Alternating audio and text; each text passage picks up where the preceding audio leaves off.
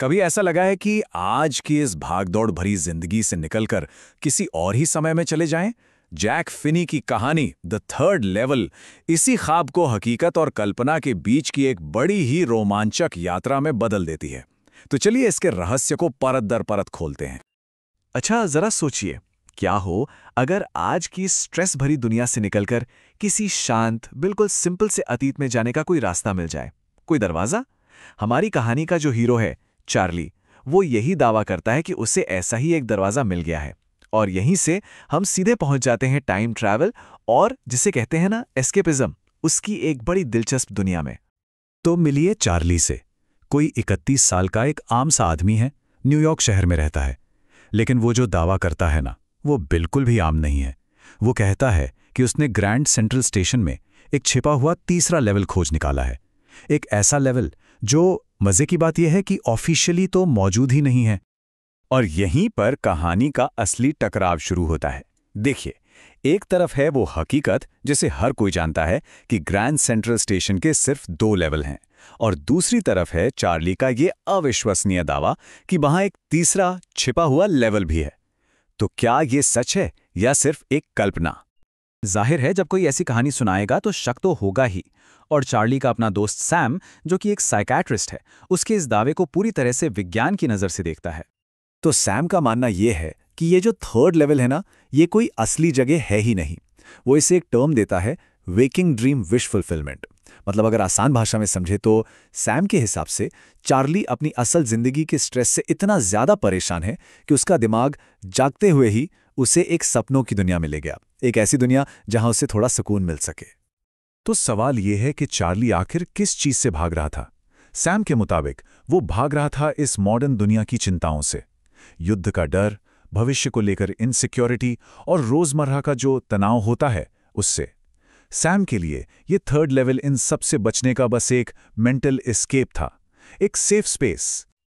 और सिर्फ सैम ही नहीं, चार्ली के बाकी दोस्त भी कुछ ऐसा ही सोचते हैं। वो उसके स्टैम्प कलेक्शन के शौक को भी हकीकत से भागने का एक जरिया ही मानते हैं कि जब वो अपने पुराने स्टैम्प्स को देखता है तो बस कुछ देर के लिए अपनी सारी परेशानियां भूल जाता है। लेकिन क्या ये सब वाकई में सिर्फ चार्ली के दिमाग का खेल था? चलिए अब देखते हैं कि चार्ली ने उस तीसरे लेवल पर असल में क्या देखा, क्या महसूस किया, क्योंकि उसकी जो डिटेल्स है ना, वो इतनी असली लगती हैं कि उन्हें सिर्फ एक सपना कहकर खारिज करना बहुत मुश्किल है। तो हुआ यूं कि एक दिन चार्ली ऑफिस से घर जल्दी जाने के लिए सबवे लेने ग्रैंड सेंट्रल स्टेशन गया, और वो स्टेशन के गलियारों में कुछ ऐसा भटका कि अचानक एक ऐसी जगह पहुंच गया जो उसे बिल्कुल भी जानी पहचानी नहीं लगी। ये ग्रैंड सेंट्रल का पहला या दूसरा लेवल तो कतई नहीं था। जैसे ही चार्ली वहां पहुंचा, उसे लगा कि मानो वो किसी और ही दुनिया में आ गया हो। बिजली की जगह वहां टिमटिमाती हुई गैस लाइटें जल रही थीं, फर्श पर पीतल के पीकदान रखे थे, और टिकट की खिड़कियां पुराने जमाने की लकड़ी की बनी हुई थीं। यहां तक कि प्लेटफॉर्म पर जो ट्रेन खड़ी थी वो भी पुराने भाप के इंजन वाली थी। और सिर्फ जगह ही नहीं, वहां के लोग भी जैसे अतीत से निकल कर आ गए थे। आदमियों ने पुरानी डर्बी हैट पहन रखी थी और उनकी मूछें भी पुराने स्टाइल की थीं। औरतें ऐसे कपड़े पहनी थी जो 1890 के दशक में चलते थे। अब चार्ली को पूरा यकीन हो गया था, वो समय में पीछे चला गया है। और फिर चार्ली को वो सबूत मिला जिसने सारे शक दूर कर दिए। पास में ही एक अखबार पड़ा था और उस पर तारीख थी 11 जून 1894। ये कोई सपना नहीं था, वो सच में 50 साल से भी ज्यादा पीछे अतीत में पहुंच चुका था।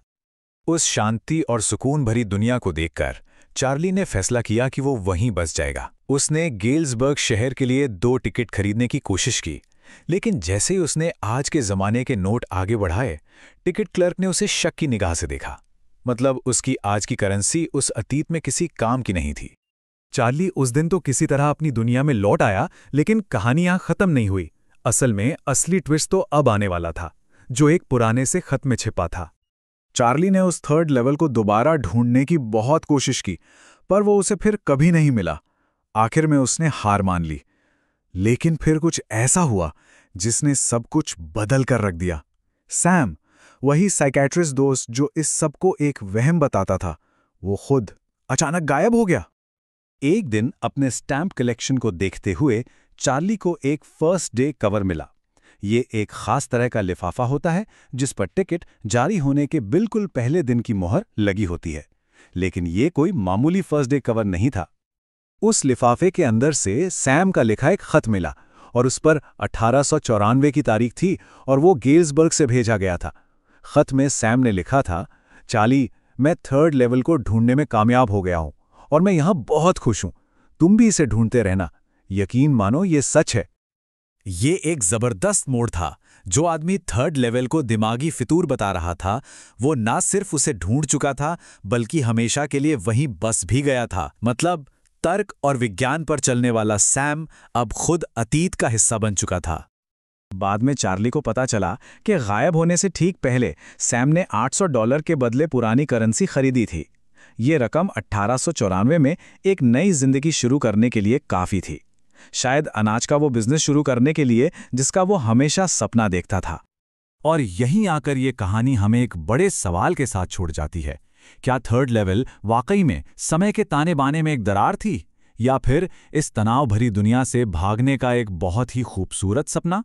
शायद इसका जवाब इस बात में छिपा है कि हम किस पर यकीन करना चाहते हैं, उस हकीकत पर जो हमें दिखती है या उस इच्छा पर जो हमारे दिल में है। सोचने वाली बात है ना?